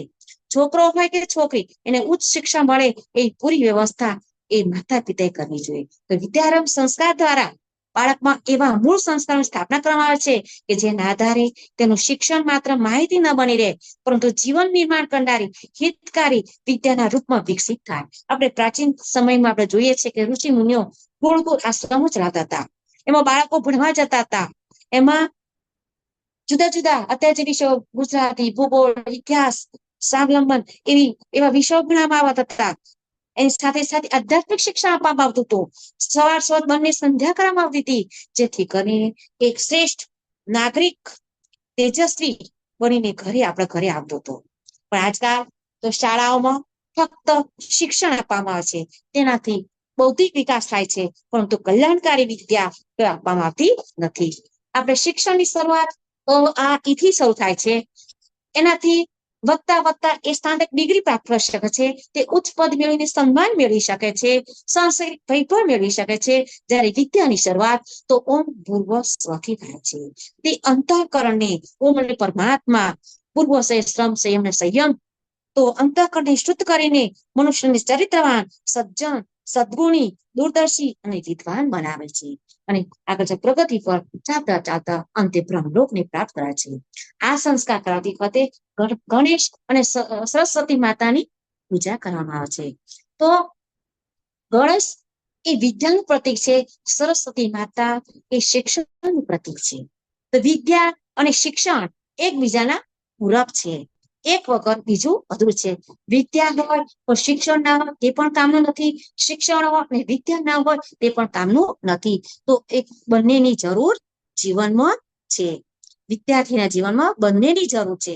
શિક્ષણથી શું થાય? શિક્ષણથી ભૌતિક સુખ સગવડ મળે છે અને વિદ્યાથી આધ્યાત્મિક જ્ઞાનનો વિકાસ થાય છે. આપણે પ્રાચીન સમયમાં ગુરુકુળ આશ્રમમાં ઋષિ મુનિઓ આધ્યાત્મિક જ્ઞાનની સાથે સાથે શિક્ષણ આપતા હતા. આપણે કૃષ્ણ ભગવાન સાદીપની ઋષિ આશ્રમમાં ભણ્યા હતા. રામ ભગવાન એ વશિષ્ઠ ઋષિના આશ્રમમાં ભણવા ગયા હતા. તો વિદ્યાનો અર્થ થાય છે વિવેક, સદભાવ. તો બાળકમાં પણ વિવેક અને સદગુણી બને એટલા માટે આ બંનેની પૂજા કરવામાં આવે છે. હંસ શું છે? હંસને આપણે પાણી અને દૂધ આપીએ છીએ ત્યારે તે દૂધ પી જાય છે અને પાણીને પીતું નથી. કેમ કે સારું ગ્રહણ કરે છે, એ ખરાબ ગ્રહણ કરતો નથી. એ રીતે આપણે પણ બાળકે પણ સદગુણો ગ્રહણ કરવા જોઈએ, દુર્ગુણોનો નાશ કરવો જોઈએ. તો આપણી જીભ ઉપર સરસ્વતી માતાનો વાસ છે. તો હંમેશા મધુર વાણી બોલીએ, કટુવાળી ના બોલીએ, નિયમિત અધ્યયન દ્વારા એની પૂજા કરીએ. આ સંસ્કારમાં ઉપકરણ પૂજન એટલે એના સાધનનું પૂજન કરવામાં આવે છે. પહેલાના વખતમાં ખડિયો અને સ્લેટ, કલમ એવું હતું. અત્યારે આપણે છે નહીં. અત્યારે આપણે કાગળ, પેન અને પેનની અંદર સાઈ નાખેલી જ હોય છે. એનું આપણે પૂજન કરાતા હોઈએ છીએ. તો આનું કેમ? તો એ ત્રણ વસ્તુ એ એકાગ્રતા, અભિરુચિ, શ્રમશીલતા ના ગુણો એ આપણને બતાવે છે કે બાળકનામાં આ ત્રણ ગુણો એકાગ્રતા હોય પણ અભિરુચિ અને શ્રમશીલતા હોય તો પણ કામનું નથી. શ્રમશીલતા હોય પણ એકાગ્રતા અને અભિરુચિ હોય તે પણ કામ નથી. તો શ્રમશીલતા હશે પણ પેલા બંને નહીં હોય તો કામ. તો ત્રણની જરૂર છે. એ ત્રણ જો હશે વિદ્યાર્થીનામાં તો એનામાં સારા એવા ઉચ્ચ કોટીનો એ વિદ્યાર્થી બનતો હોય છે. તો પછી ત્યાર પછી પોતાના દફતર પણ પવિત્ર રાખે. અત્યારે કેવું બાળક રાખે એ તો જયારે વિદ્યાર્થી સંસ્કાર કરાતા હોઈએ ત્યારે વધારે પડતી સમજ આપવાની છે. હવે ત્યાર પછી આપણે ગુરુ પૂજન કરવાનું છે. ગુરુ પૂજન શા માટે કરવાનું? તો વિદ્યાર્થી શિક્ષકો પ્રત્યે પોતાના પિતા જેવો ભાવ તથા શ્રદ્ધા રાખે, પ્રણામ કરે. ગુરુ વિદ્યાર્થીને પોતાના પુત્ર જેવો માને, અક્ષરના નહીં પરંતુ સ્નેહ, સદભાવ તથા વાત્સલ્ય પણ આપે. અને ત્યાર પછી અક્ષર લેખન તથા પૂજન કરવામાં આવે છે.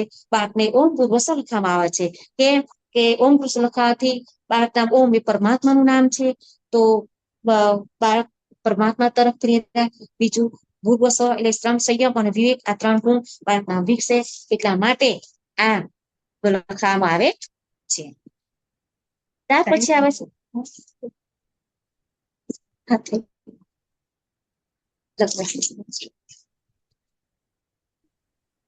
ચાલુ રાખો. ચાલુ રાખો. હવે આવે છે લગ્ન સંસ્કાર. તો લગ્ન એ બે આત્માનું પવિત્ર બંધન છે. સ્ત્રી અને પુરુષ બંનેમાં પરમાત્માએ અપૂર્ણતા રાખી છે. લગ્ન દ્વારા એ અપૂર્ણતાઓને પોતાની વિશેષતાઓ દ્વારા પૂર્ણ કરવામાં આવે છે. તેથી લગ્નને માનવ જીવનની એક જરૂરિયાત માનવામાં આવે છે. રથના 2 પૈડા હોય છે તો રથ ચાલે છે. તે રીતે સંસાર રૂપી રથ ચલાવવા માટે પતિ પત્નીની જરૂર છે. કોઈ પણ પતિ કે પત્ની તરીકેની પસંદગી શારીરિક આકર્ષણના બદલે સદગુણો અને સદાચારના આધારે જ પસંદગી કરવી જોઈએ. શરીરનું સૌંદર્ય નહીં પરંતુ આત્માનું સૌંદર્ય જોવું જોઈએ. અને સાથીમાં જે ઉણપ હોય તેને પ્રેમ, સહિષ્ણુતા, આત્મીયતા તથા વિશ્વાસપૂર્વક સુધારવી જોઈએ. આના ઉપર દાંપત્ય જીવનની સફળતાનો આધાર રહેલો છે. આથી સ્ત્રી પુરુષે એકબીજા પ્રત્યે આત્મસમર્પણનો ભાવ રાખીને જીવન વિકાસ કરવાની વાત વિચાર્યું છે. આજે જે લોકો ઉચ્ચ દેશ અને આદર્શને જ ભૂલી ગયા છે. બાહ્ય ચમક દમક અને રૂપિયા પૈસાને સૌથી વધુ મહત્વ આપવામાં આવે છે. છોકરો રૂપપાન અને ઉત્તેજિત છોકરીઓ જુએ છે. છોકરીઓ ગાડી, બંગલા, રૂપિયા, નોકરીવાળા છોકરાઓ જુએ છે. સાથે સાથે રૂપ રંગ તો ખરા જ. આજકાલ આધુનિકતાને રંગે રંગાયેલા લોકો કોર્ટ મેરેજની વાતો કરે છે, જેમાં રજિસ્ટરમાં બંને હસ્તાક્ષર કરે અને લગ્ન સંપન્ન થઈ જાય છે. પણ આ તો એક લગ્નની ઔપચારિક નોંધણી માત્ર છે. પણ પોતાની જાતિ, ધર્મ અને પરંપરાને અનુરૂપ જરૂરી સંસ્કાર, લગ્ન સંસ્કાર તો થવા જોઈએ. આપણે લગ્ન સંસ્કારમાં, લગ્ન પ્રસંગમાં પણ ઘણા બધા કુરિવાજો ઘર કરી જાય છે. એકબીજાની દેખાદેખીથી વધતા જાય છે. ઘણી મોટી બેન્ડ, રોશની, દારૂખાનું વગેરે પાછળ આંધળો ખર્ચ થાય છે. માણવાની સજાવટ કેટલી બધી, જમણવાનો કેટલો બધો ખર્ચો થાય છે. ભલે પછી એના માટે એવું કરવું પડે. આથી લગ્ન એક પવિત્ર સંસ્કાર ન રહેતો એક ઉત્પાદનું રૂપ ગ્રહણ કરી લે છે. આવા કુરિવાજો બંધ કરવા જોઈએ. આજે લગ્ન સંસ્કાર પર દહેજ રૂપી દાનવની કુદૃષ્ટિ છે. લગ્ન એક પરમ પવિત્ર ધાર્મિક સંસ્કાર છે. આપણું દુર્ભાગ્ય એ છે કે લોકોએ આ ધર્મ કૃત્યને એક વ્યવસાય બનાવી દીધો છે. ક્યાંક છોકરીઓને વેચીને ધન કમાવાય અને ક્યાંક છોકરાઓ વેચીને દેટ લેવાની પ્રથા ચાલે છે. કેટલાક લોકો દેશમાં એક પૈસો પણ નહીં લે, પણ લગ્ન પ્રસંગે તેઓ કન્યા પક્ષ તરફથી આપવામાં આવતા ઉપહારોની એક લાંબી યાદી પકડાવી દે છે. આભૂષણ, કિંમતી વસ્ત્રો, ફર્નિચર, ફ્રીજ, ટેલિવિઝન, વાસણ બધે લઈને સ્કૂટર અને કાર સુધી ઉપહાર માંગવામાં આવે છે. તો આજે આ બધું થાય છે. આજે આપણે દરરોજના સમાચાર વાંચીએ, એમાં પેપરો વાંચીએ છીએ, તેમાં શું આપે છે? આપણી દીકરીઓ દેર લેવા માટે અત્યાચાર, મારઝૂડ, દબાણ, હત્યાઓ કરે છે. ઘણી દીકરીઓ પોતાની જાતે આત્મહત્યા કરે છે. તો આ કેટલું કરુણાભરી દુઃખદાયી વેદનાઓ છે. આ વેદનાઓને આપણે સૌ ભેગા મળીને હટાવી પડશે. તેમાં આપણે નારીઓએ આગળ આવવી પડશે. અમે મથુરા માતૃ સંમેલનમાં ગયા સપ્ટેમ્બર મહિનામાં ગયા હતા. ત્યારે આ માતૃ સંમેલનમાં એક રજપૂત સમાજના એક બેન આવ્યા હતા અને એમને પોતાનું જ ઉદાહરણ આપ્યું હતું. અને એમની પોતાની છોકરી હતી, એના લગ્ન લેવાના હતા. ત્યારે એમના સમાજમાં દેશ લેવામાં આવે છે. તો એમની છોકરીએ કહ્યું, મમ્મી મારે મારા લગ્નમાં કોઈ દેશ આપવું નથી, તો દેશ આપ્યા વગર જ હું લગ્ન કરીશ. એમના સગા સંબંધીમાં સાડી પૈસા આપણે વ્યવહાર કરવામાં આવતો હતો લગ્નમાં, તો એ બેને સગા સંબંધીમાં પણ સાડી અને પૈસાનો વ્યવહાર પણ કર્યો નથી. અને એમને ગુરુદેવના જે 3200 પુસ્તક લખ્યા છે, એમાંનું પુસ્તક એમને પોતાના સગા સંબંધીમાં વ્યવહાર તરીકે પુસ્તક આપીને વ્યવહાર કર્યો. આ રીતે એમને પોતાની ઘરેથી જ પોતે જ પરિવર્તન કર્યું. તો આપણે પણ આપણે દરેકે પોતપોતાના સમાજમાં આ રીતે રીત રિવાજોનું પણ પરિવર્તન લાવવું જોઈએ. અને દેશને નાબૂદ કરવા માટે જો એક છોકરી જો પોતાનો એક સંકલ્પ લે કે છોકરાને એના પરિવારને ઠોકર મારી દે, એના પ્રભાવથી સેંકડો છોકરાઓ એમની આંખો ખુલી જશે અને તેઓ એના સાહસ માટે એનું સન્માન કરવા માટે પોતે આગળ આવશે. તો લગ્ન સંસ્કાર ફરી બીજું પ્રતિજ્ઞાઓ અને સપ્તપદીની વિધિ કરવામાં આવે છે, પણ તેના તરફ ધ્યાન કોઈ આપતું નથી. અને આ પ્રતિજ્ઞાઓના સપ્તપદીમાં જે સંકલ્પો લેવામાં આવે છે એ પતિ પત્ની જીવનભર યાદ રાખે અને જો પાલન કરે તો એમનું જે લગ્ન જીવન છે એ અલૌકિક આનંદમય પ્રાપ્ત થતું હોય છે. આજે જે છૂટાછેડા થાય છે એ છૂટાછેડા થાય નહીં. બીજું કે દર વર્ષે પોતાનું લગ્ન દિવસ સંસ્કારના માધ્યમથી ઉજવે તો પણ એમના જે વર્ષમાં જે કઈ એમના આંતરિક જે સંબંધોમાં જો તૂટી આવતી હોય તો લગ્ન સંસ્કાર ઉજવ્યા પછી એમના વચ્ચેમાં જે પ્રેમ ભાવ છે, આત્મીયતા છે, એકતા, મમતા, સહાનુભૂતિ, સહનશીલતા જેવા ગુણો સદાય મળતા રહે અને તો સુખ શાંતિથી પોતાનો સંસાર ચલાવે. તો આ થઈ આપણે લગ્ન સંસ્કારની વાત. હવે આવશે જન્મ દિવસ સંસ્કાર. બેન બોલું આગળ? હા, 55 સુધી ચલાવો. 55 સુધી. હા. હવે જન્મ દિવસ સંસ્કાર. હવે એમાં તો થોડું ટૂંકું કરી દઈશ. જન્મ દિવસ સંસ્કાર તો આપણે વર્ષમાં 2 આવે છે, રાષ્ટ્રીય ધાર્મિક. તો ધાર્મિક આપણે ઉજવીએ છીએ. આપણે ભગવાનના જન્મ દિવસ ઉજવીએ છીએ કે જે રામનવમી દિવસે કૃષ્ણનો જન્માષ્ટમી દિવસ. આપણો જન્મ દિવસ પણ ઉજવવો જોઈએ. તે દિવસ પણ આનંદ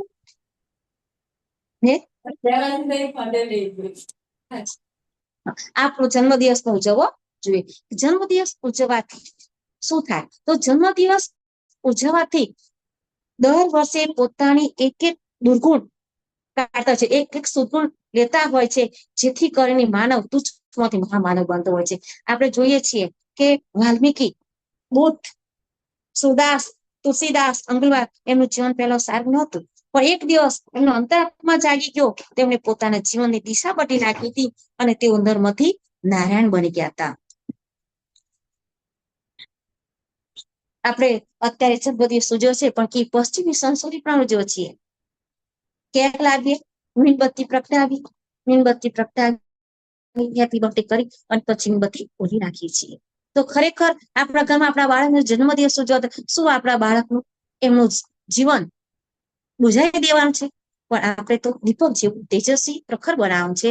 તો આપણે જન્મદિવસ સંસ્કાર યજ્ઞના માધ્યમથી ઉજવીશું તો બાળકનામાં દીપકના જેવા તેજસ્વી, પ્રખર, પ્રકાશિત એવું એનું જીવન બનશે અને એક સારું એવું આજ્ઞાંકિત બાળક આગળ આવશે. બીજું એમાં યજ્ઞ કરાવો ના કરાવો, કોઈ પણ વ્યક્તિ પોતાના ઘરે પોતાની જાતે પણ દીવા પ્રગટાઈને પણ કરી શકે છે. જ્યારે દીવા પ્રગટાવે ત્યારે ગાયત્રી મંત્ર આવડતો હોય છે, તો ગાયત્રી મંત્રની જે આહુતિ 24 આહુતિ આપે કે 11 ખરેખર ભાવના કરવામાં આવે કે મારા બાળકમાં સદબુદ્ધિ, સદવિચાર આવે, ભણવામાં ખૂબ આગળ વધે, આજુબાજુ પર્યાવરણ પણ શુદ્ધ થાય, તે ભાવથી આહુતિ આપે તો તેનાથી તેનું જીવન અને દીપકના જેવું તેજસ્વી બની જાય. એ ભાવથી આહુતિ આપવાથી પણ આપી શકાય. બીજું મહામૃત્યુંજય મંત્ર 3 વખત આપણે આહુતિ આપીએ કે એક વખતે પણ ભાવ કરીએ કે મારા બાળકનું શરીરનું સ્વાસ્થ્ય સ્વસ્થ નિરોગી રહે, 9 વર્ષ કલ્યાણકારી મંગળમય રહે, જે ક્ષેત્રમાં હોય તેમાં પ્રગતિ કરી રહે તેવું ભાવ રાખીને આહુતિ કે ભગવાનને સમર્પિત કરી શકે છે. તો આ રીતે જે યજ્ઞ પોતાના હોય તો 5 દીવા 11 દીવા પ્રગટાઈ પણ આ રીતે પોતાની જાતે ઘરે પણ જન્મદિવસ ઉજવી શકાય છે કે જેથી કરીને આપણું પોતાનું બાળક સુસંસ્કારી, તેજસ્વી બનતું હોય છે. હવે બસ તમામને મારા જય ગુરુદેવ. આપે ખૂબ સરસ સુંદર માહિતી આપી. ખરેખર ધન્યવાદ ને પાત્ર છો આપ. બધા સંસ્કારોની ખૂબ સરસ વાતો આપે કરી છે. જો ગર્ભવતી માતાઓ પોતાના બાળક માટે જો આટલું જ વિચારીને આ જ પગલે જો ચાલી જશે ને તો એમનો બાળક સંસ્કારી ચોક્કસ બનશે અને સમાજને પણ એક મહામાનવ આદર્શ નાગરિક આપણને પ્રાપ્ત થશે. એ ભાવ સાથે તમારો ખૂબ ખૂબ આભાર બેન.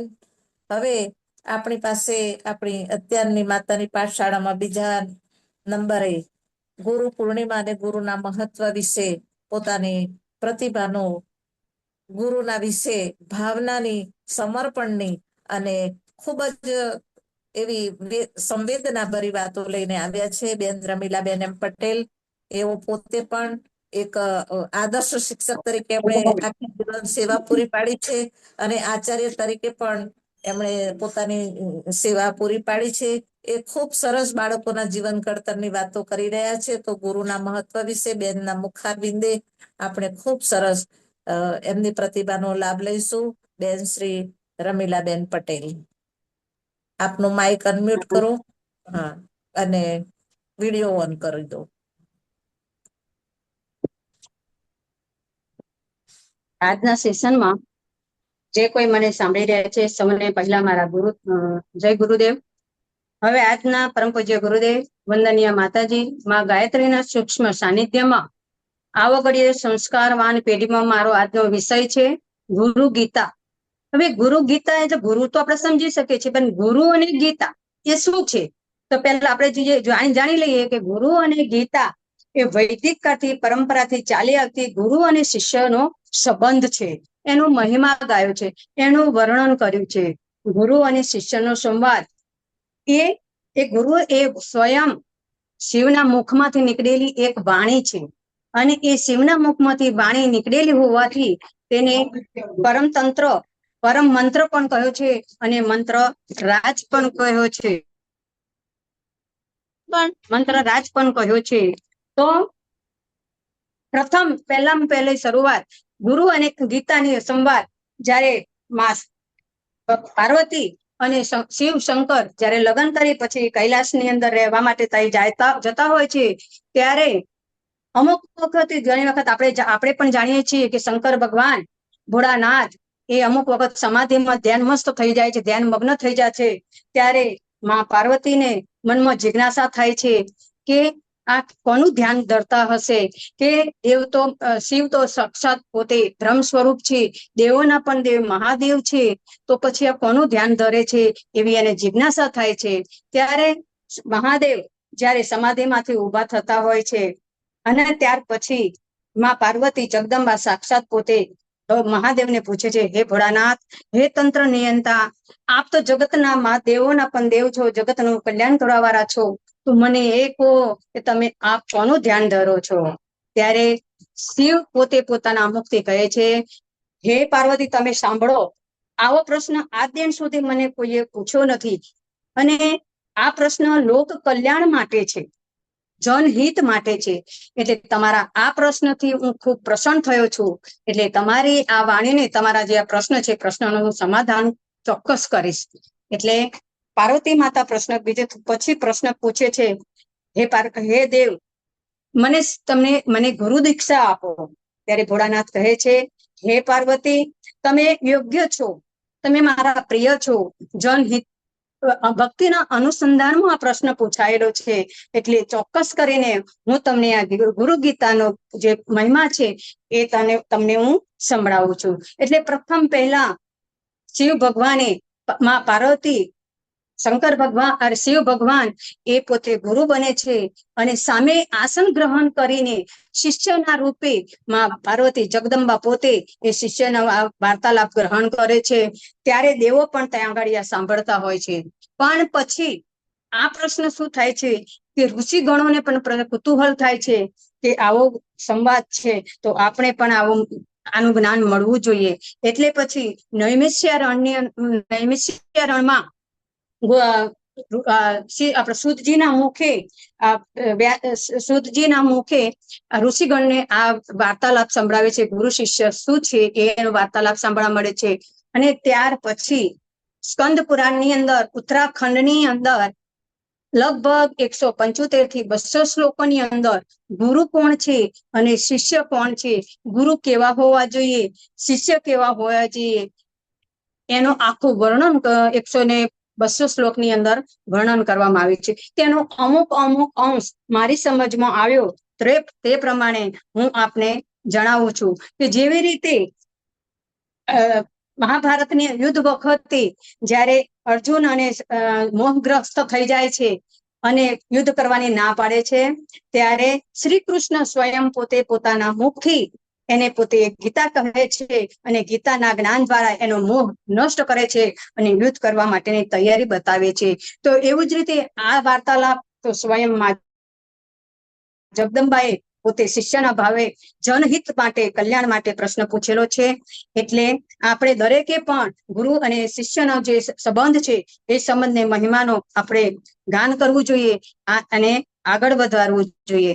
તો જ્યારે શિવ ભગવાન છે એ પાર્વતીને જ્યારે આ બોધ આપે છે અને ત્યાર પછી ગુરુ તત્વનું જે બોધ છે એ બોધનું બીજ અંકુરિત થતું હોય છે અને ત્યાર પછી એ બીજ અંકુરિત થયા પછી શિવની કૃપાના કારણે અત્યારે આ બીજ એક વૃક્ષ બન્યું છે અને આપણે જોઈએ છીએ કે ગામે ગામ દરેક જગ્યાએ ગુરુ અને શિષ્યનો મહિમા આપણે જોતા આવ્યા છે અને ગુરુ અને શિષ્યનો મહિમાનું વર્ણન, ગુરુ પૂજન એ આપણે જાણી શકીએ છીએ. તો આપણે આપણા માધ્યમ વડે આપણે પણ કે ગુરુ અને શિષ્ય કે આપણા દેખીએ છીએ કે આપણા ગુરુદેવ, એમના જે ગુરુદેવ છે સ્વરેશ્વરાનંદજી અને આપણા જે ગુરુદેવ છે પંડિત શ્રીરામ શર્મા, આવું જ અત્યારના સમયની અંદર, કળિયુગની અંદર, વર્તમાન સમયની અંદર માણસના વિચાર પરિવર્તન કરવા માટે આ ઋષિ મુનિઓએ આમનું એક શ્રેષ્ઠ, આપણા ગુરુદેવે શ્રેષ્ઠ એક ઉદાહરણ પૂરું પાડ્યું છે અને એનો મહિમા ઋષિ મુનિઓએ પણ ગાયો છે. તો આપણા ગુરુદેવ એ કહેવત છે કે લાખો કરોડો સાધકો પર નિરંતર કૃપા વરસાવનાર પ્રખર છે, તેજસ્વી છે, યુગ દ્રષ્ટા છે. યુગ દ્રષ્ટા એટલા પણ નહીં, પણ સાથે સાથે નવી સૃષ્ટિનું સર્જન કરનાર પણ છે એવા આપણા ગુરુદેવ અને સજલ શ્રદ્ધારૂપી માં ભગવતી, ત્યાગ, સ્નેહ, મમતાની મૂર્તિ એ જીવન આપણને પણ આવા જીવનમાં એમનું મનન અને ચિંતન કરી આપણા અંતઃકરણમાં ઉતારીએ તો ચોક્કસ આપણા જીવનમાં પ્રેરણા મળે તેવું એક અદ્ભુત થાય છે. આપણે બહુ ભાગ્યશાળી છીએ, આપણે બહુ નસીબદાર છીએ કે આવા આપણને એક ગુરુ, એક શિષ્યનો, ગુરુનું એક આપણને સાનિધ્ય મળ્યું છે. તો આપણે એમનું મનન કરવું જોઈએ, એમનું ચિંતન કરવું જોઈએ, એમના મહિમાનો બોધ ગાવો જોઈએ. એમના મુખમાંથી નીકળેલી વાણી છે એ જ્ઞાન ગંગા છે અને જ્ઞાન ગંગાની ગંગોત્રી છે. એ ગંગોત્રી શું કરે છે? શિષ્યના જે વિચારો છે, દુષ્ટ વિચારો છે, ખરાબ વિચારો છે, એ વિચારોને દૂર કરી એમાં ક્રાંતિ લાવી અને સંસ્કારમાં ફેરવે છે. એ જ એવા આપણા ગુરુ છે. ગુરુદેવ કોણ છે? તો ગુરુદેવ એક જગતના સ્વામી છે. તો આપણે હવે કહીએ છીએ કે ગુરુ, એ પણ આપણે જાણીએ છીએ કે ગુરુના બે અક્ષરથી આપણો એક શબ્દ બન્યો છે. ગુ એટલે અંધકાર અને રૂ એટલે પ્રકાશ. અજ્ઞાન રૂપી અંધકારમાંથી જ્ઞાન રૂપી પ્રકાશની અંદર કે મનુષ્યની અંદર જે અજ્ઞાનતા છે એ અજ્ઞાનને દૂર કરી અને તપાવીને સાધકને શ્રેષ્ઠ અને એ પ્રકાશ તરફ લઈ જાય છે. ગુરુ અજ્ઞાનનો નાશ કરે છે, માયાની ભ્રાંતિમાંથી મૂળમાંથી નષ્ટ કરે છે. માટે જ ગુરુપદ સરસ શ્રેષ્ઠ છે. દેવો માટે પણ આ દુર્લભ છે. આપણે તો છે કે મનુષ્ય તરીકે આપણે ગુરુનો એક આચરણ મળી રહ્યું છે.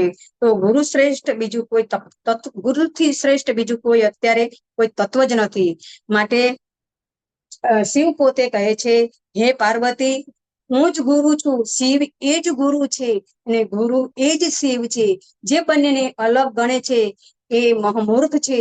એ બંને હું અને શિવ, ગુરુ અને શિવ બંને એક જ તત્વના છીએ, એક જ છીએ. ગુરુ જ પરબ્રહ્મ છે અને એટલા માટે જ ગાયું છે. આપણે શ્લોક પણ બોલીએ છીએ કે ગુરુ બ્રહ્મા, ગુરુ વિષ્ણુ, ગુરુદેવો મહેશ્વર. કહ્યું છે કે જેને 3 આંખો નથી પણ છતાં એ શિવ છે.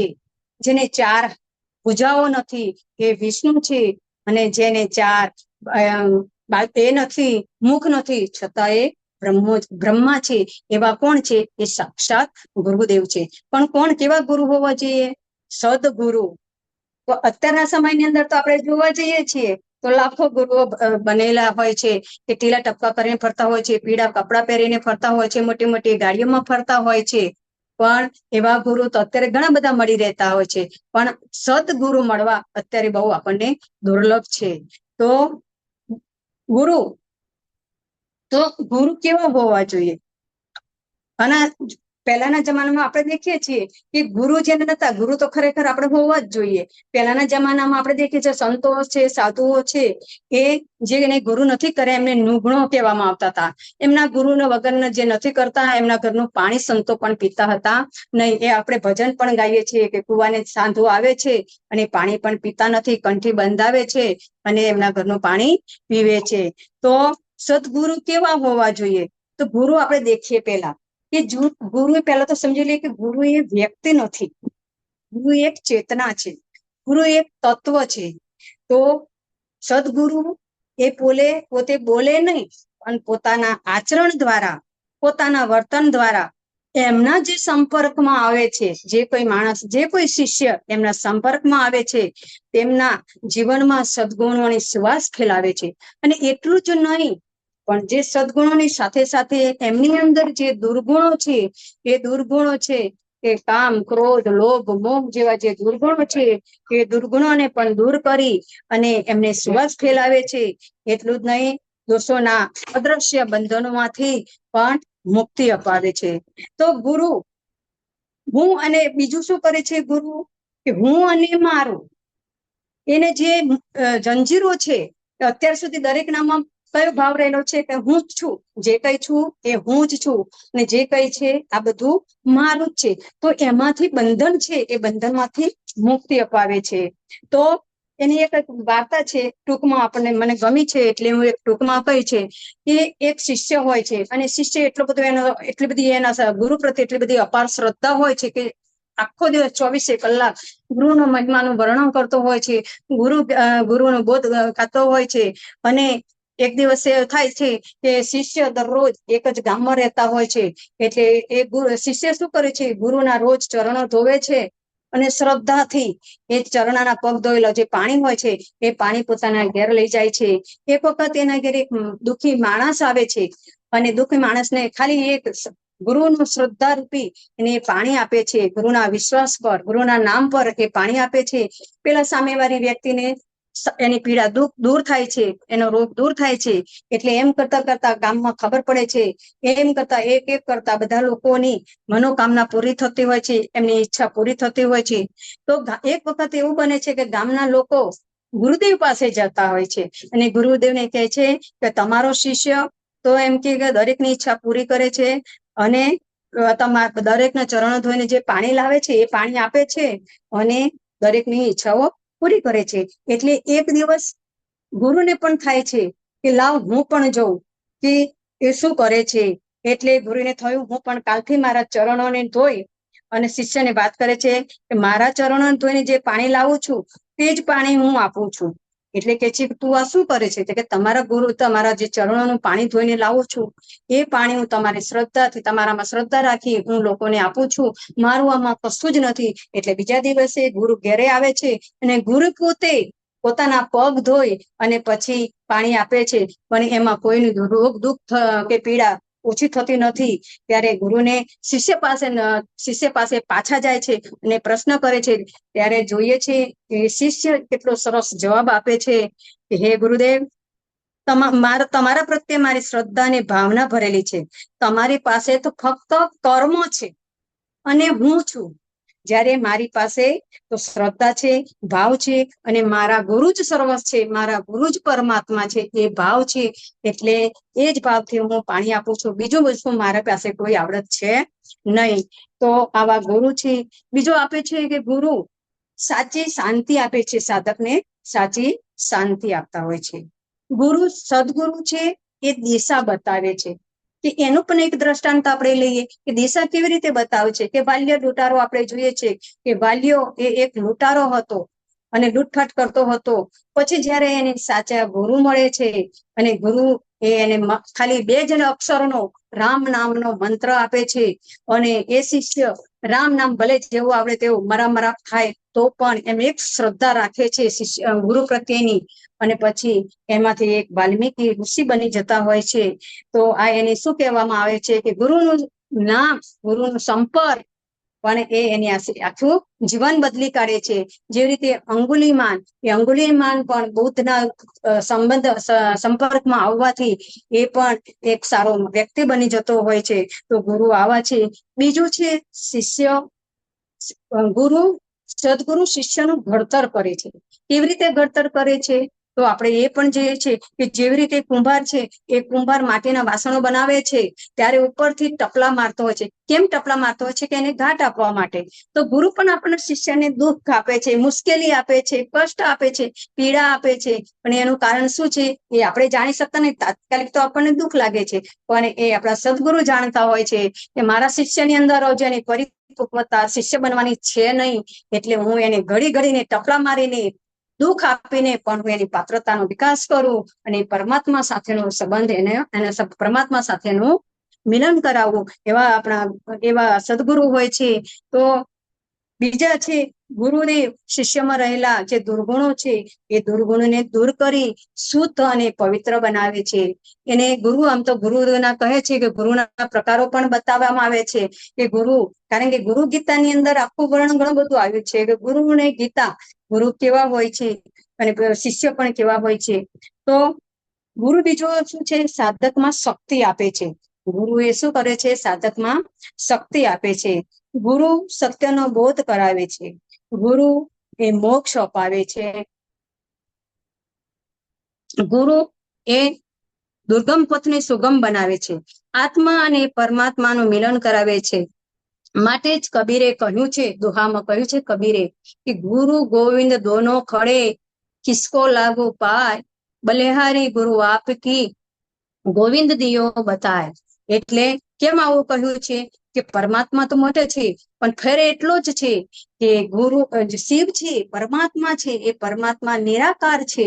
જ્યારે જે ગુરુ છે એ ગુરુ સાકાર રૂપમાં હોય છે, અને સાકાર રૂપમાં હોવાના કારણે જન સુધી દરેકને જ્ઞાન આપે છે, એનું ઘડતર કરે છે, સાધક બનાવે છે, અને જે શાસ્ત્રોનું જે જ્ઞાન છે એ જ્ઞાન જન સુધી પહોંચાડવાનું કામ કરે છે. એટલે જ કબીરે કહ્યું છે કે પહેલા કોને પગે લાગવા જોઈએ? કે ગુરુને. ગુરુ દ્વારા જ આપણને પરમાત્મા સુધી પહોંચી શકીએ છીએ.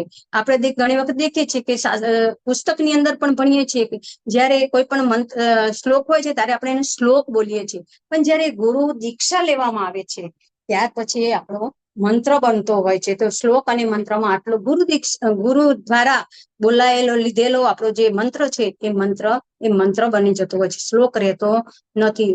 આનું પણ એક દ્રષ્ટાંત છે કે જેવી રીતે નાનું તળાવ હોય ને તળાવની અંદર હોડકું હોય ને એક ઇલેક્ટ્રિક ગાડી હોય, તો જો નાની ગાડીને પેલી પાર કરતા હોડીને જતા ઘણો સમય લાગે છે. જ્યારે એ જ ગાડીને જો ઇલેક્ટ્રિક જે ગાડી છે, મશીન વાળી ગાડી હોય છે, એની સાથે જો જોઈન્ટ કરી દેવામાં આવે તો ઝડપથી ઓછા સમયની અંદર એ ગાડીના નાવને તળાવને પાર કરી જતું હોય છે ને પેલી પાર જતો હોય છે. તો એવી જ રીતે આપણા ગુરુનું પણ છે કે ગુરુના માધ્યમથી, ગુરુથી આપણે પરમાત્મા સુધી બહુ ઝડપથી પહોંચી જતા હોય છે. અને એટલા માટે હજુ પણ આગળ કહ્યું છે કે ગુરુ એ અમૃત સમાન છે. ગુરુ એ શિષ્યને કેવો બનાવે છે? અમૃત જેવો બનાવે છે. તો ગુરુએ તો એટલા માટે શિવે પણ કહ્યું છે, શિવ પોતાના મુખથી કહે છે કે હે પાર્વતી, તમે તમામ તીર્થોમાં જાઓ છો, પણ તમામ તીર્થો તો ગુરુદેવના જમણા પગના અંગૂઠામાં આશ્રય છે. એ એનો અંગૂઠામાં બધા તીર્થોનો વાસ કરેલો છે. ભલે તમે બધા તીર્થોમાં ન જાઓ, પણ ગુરુદેવના જમણા પગના જે અંગૂઠો છે એને જ ધોઈને તમે એમના જ ચરણ સ્પર્શ કરો, એમના જ દર્શન કરો, તો તમે બધા જ તીર્થોનું તમને ફળ મળતું હોય છે. તો એના માટેનું પણ વર્ણન કર્યું છે કે છેલ્લે કે ગુરુદેવ કબીરે પણ બીજો એક દોહો કહ્યો છે કે પૃથ્વીનો કાગળ કરવું, આખી પૃથ્વીનો કાગળ કરવું, વનસ્પતિની કલમ કરવું, સાગરની શાહી કરવું, અને મારી આખી જિંદગી પૂરી કરું તો પણ ગુરુનો મહિમાનું વર્ણન છે, ગુરુનો મહિમા છે એનું વર્ણન કરી શકું તેમ નથી. તો આ ગુરુદેવના વિશે, આપણા સદગુરુ વિશે આમ તો જોવા જઈએ તો ઘણું બધું ઓછું પડે, આખી જિંદગી પણ ઓછી પડે, પણ અમુક અમુક અંશ જે મને લાગ્યા, મને સમજ પ્રમાણે મેં ગુરુદેવ વિશે મેં લખ્યું છે, હવે તમને સંભળાવ્યું છે. હવે ગુરુ અને શિષ્ય, હવે ગુરુ કેવા હોવા જોઈએ એ તો હવે આપણે જાણ્યું, પણ સાથે સાથે શિષ્યનો પણ, કારણ કે ગુરુ અને શિષ્ય બંને છે, તો એનો પણ મહિમા બતાવ્યો છે કે શિષ્ય કેવા હોવા જોઈએ. તો ગુરુએ પ્રથમ તો ગુરુએ જે બતાવેલો રસ્તો છે, ગુરુદેવે આપણને જે માર્ગદર્શન આપ્યું છે, એ માર્ગ પર ચાલવું જોઈએ. એ એનું આપણું કર્તવ્ય છે, શિષ્યનું, સાધકનું કર્તવ્ય છે કે ગુરુએ જે કરી બતાવ્યું છે, પોતાના આચરણ દ્વારા જે માર્ગદર્શન આપે છે, એ માર્ગદર્શન પર આપણે ચાલવું જોઈએ. શિષ્ય અહંકાર રહિત હોવો જોઈએ. કેવો હોવો જોઈએ? અહંકાર. એનામાં કોઈ પણ બાબતનો, કોઈ પણ વિષયનો અહંકાર ન હોવો જોઈએ કે હું છું, મને જ આવડે છે, જે કરે છે હું જ સારું કરું છું, એવો અહમનો ભાવ ના આવવો જોઈએ. એનો પણ એક સરસ દ્રષ્ટાંત છે. દાખલા તરીકે આપણે જોઈએ છીએ કે રાવણ એ મહાતાંત્રિક હતું. ગુપ્ત સાધનાઓનું એનું કેટલું બધું જ્ઞાન હતું. ગ્રહો પણ એની અંદરમાં ફરતા હતા. એટલી બધી 100 હાથીનું એનામાં બળ હતું, પણ એક જ એનામાં એક દુર્ગુણ હતો, અને એનામાં અહંકાર હતો. અને અહંકાર અને એના લીધે એનું પતન થતું હોય છે. તો આપણે પણ જાણવું જોઈએ કે શિષ્ય બન્યા પછી આપણામાં કોઈ પણ બાબતનો અહંકાર આવવો જોઈએ નહીં.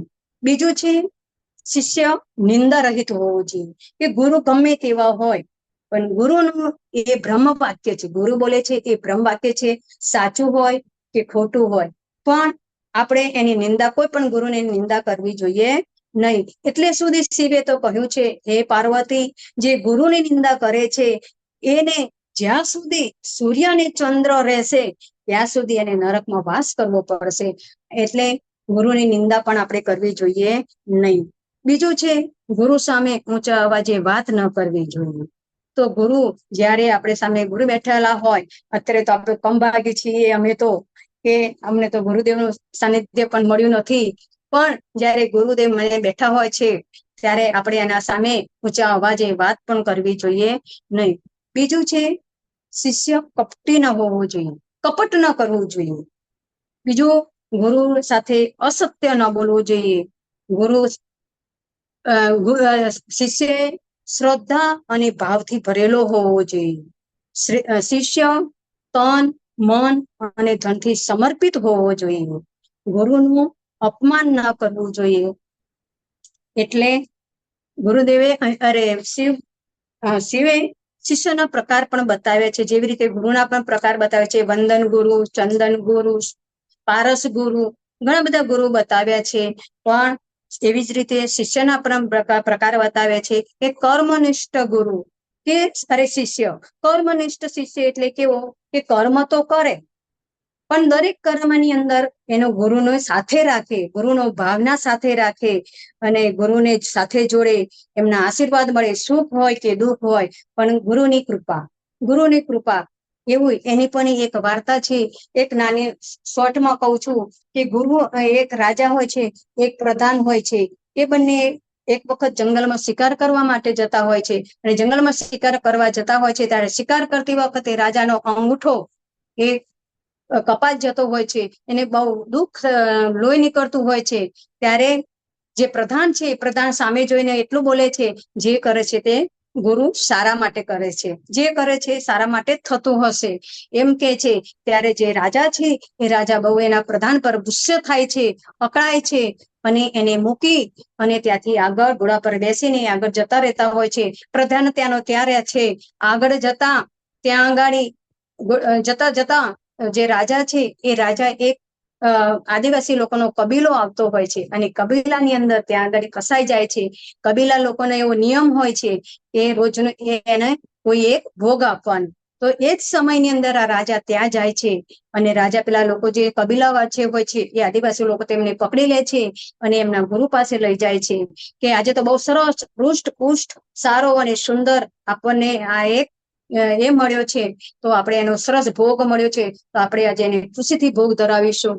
એમ કરી અને બાંધીને જયારે એમના ગુરુ પાસે લઈ જાય છે, ત્યારે ગુરુ કે છે કે આ તો બધું તપાસ કરે છે, જુએ છે ત્યારે કે છે કે ભાઈ આનો તો એક અંગૂઠો કપાયેલો છે, અખંડિત એનું જે છે એને ભોગ આપી શકાય નહીં, એટલે આજે આને છોડી મૂકો. ત્યારે છૂટું થાય છે પાછો, ત્યારે એ ખુશ થઈ અને પાછો જયારે ત્યાં આગળ એની પ્રધાન હતો ત્યાં પાછો આવે છે. ત્યારે એના જે પ્રધાન છે પ્રધાનને કહે છે કે તું જે બોલતો હતો એ સારું છે, કે ભગવાને એમ કે મારો અંગૂઠો કપાય, તું બોલ્યું તો એ સારું, જે કરે છે એ સારા માટે જ કરે છે. એટલે ગુરુના એ સારું કર્યું કે મારો અંગૂઠો કપાયો અને હું આજે મને મોક્ષ મળ્યો, હું બચી ગયો. તો શિષ્ય પ્રધાન કે છે કે પ્રધાન કે ગુરુ તમે તો તમારા કરતા વધારે બહુ ભાગ્યશાળી હું છું. કે કેમ? કે જો તમારો અંગૂઠો ન કપેલો, તમે મને મૂકીને ના ગયા હોત, મારી પર ગુસ્સે ના થયા હોત, તો હું તમારી સાથે જ આવત. તો તમે તો અંગૂઠો કપાયેલો હતો એને લીધે બચી જતા, પણ સાથે સાથે કોનો ભોગ અપાઈ જતો? મારો ભોગ અપાઈ જતો. તો હું પણ બચી ગયો. એટલે આવું કહે છે કે કર્મનિષ્ઠ શિષ્ય, કે કર્મની અંદર આપણે એવો ભાવ રાખવો જોઈએ કે જે કરે છે ગુરુ સારા માટે કરે છે. બીજું છે સાધક શિષ્ય. સાધક શિષ્ય એટલે ગુરુની પૂજા કરે, ઉપાસના કરે, તપ કરે, જપ કરે, ગુરુનું ચિંતન કરે અને ગુરુની દુઃખની જે પીડા છે એ પીડાને સમજે, એને સાધક ગુરુ બતાવવામાં આવ્યા છે.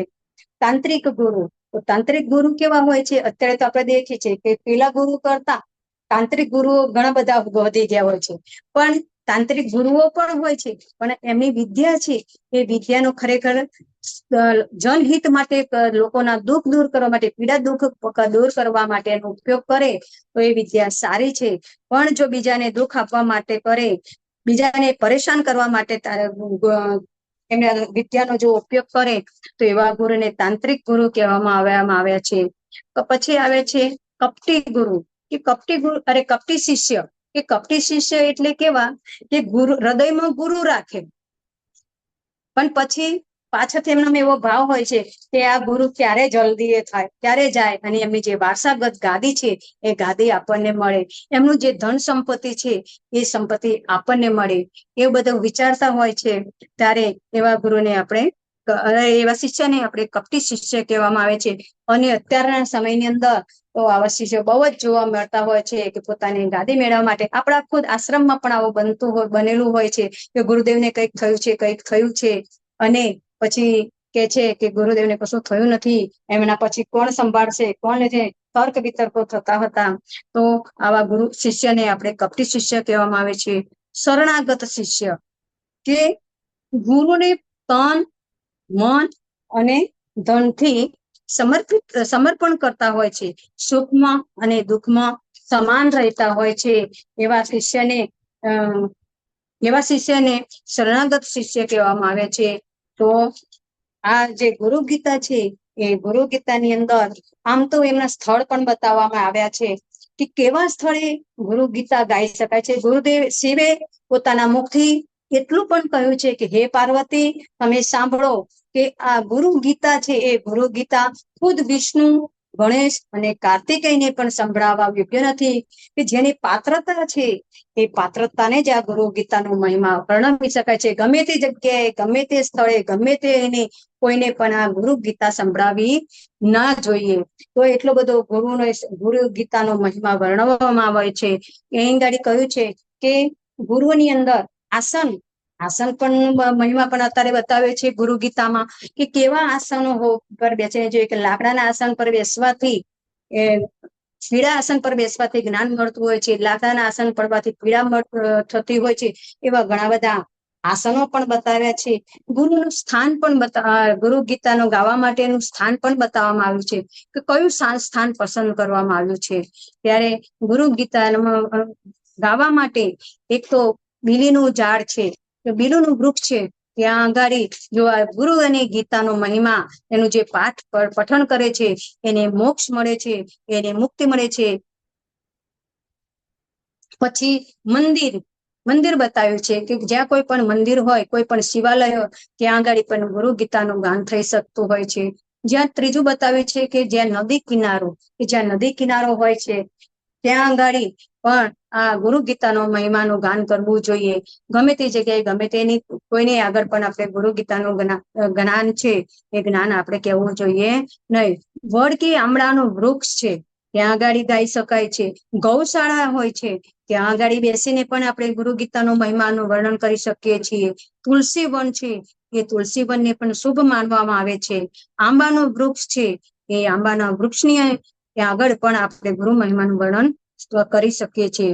તો ગુરુ કહ્યું છે કે ગુરુ સદગુરુ જે સ્થાનમાં રહેતા હોય છે, જે સ્થાન પર નિવાસ કરતા હોય છે, તે સ્થાન પવિત્ર થાય છે અને ત્યાં દેવોનો વાસ કયો હોય છે. એટલે ગુરુ ગીતાનો જય કરનાર પવિત્ર જ્ઞાની પુરુષ જાગતા, ઉઠતા, બેસતા, બોલતા કે ચાલતા શરીરથી જાગૃત હોય પણ કોઈ પણ અવસ્થામાં હોય, એમના જો ગુરુ ગીતાના દર્શન કરવાથી પુનઃ જન્મ થતો નથી. ગુરુમાં ભક્તિ રાખનાર મનુષ્ય બધા કર્મો બધી જગ્યાએ પૂરા થતા હોય છે. સાધકો એ ઘણી બધી છે પોતપોતાનામાં વિદ્યામાં સફળ થતા હોય છે. તો શિષ્યએ પણ પોતાની મર્યાદામાં રહીને ગુરુ અને ગીતાના જ્ઞાનનો જે મહિમા છે, મારી સમજ પ્રમાણે જે મને બે સમજ પડી એ પ્રમાણે આજે આ આપણી સમક્ષ રજૂ કર્યું છે. એટલે આ ગુરુ અને ગીતાનો મહિમા આવો હોય છે. આપણે પણ આપણા ગુરુના શરણાગતમાં દરેક મનુષ્ય પોતાના ગુરુના હોવા જ જોઈએ અને ગુરુના શરણમાં રહેવું જોઈએ. બસ અસ્તુ. બાકી છે ટાઈમ? વાંધો નહીં, વાંધો નહીં.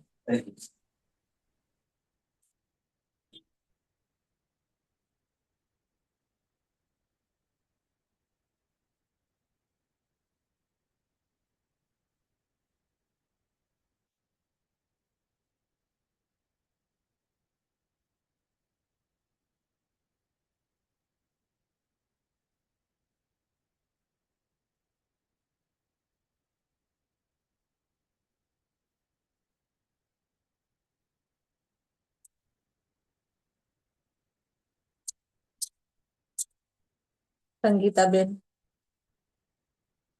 સંગીતાબેન. હા, ખૂબ ખૂબ ધન્યવાદ. બંને બહેનોએ ખૂબ જ સુંદર રીતે અને ઉદાહરણ સાથે જે ગર્ભવતી માતાઓને માર્ગદર્શન આપ્યું છે.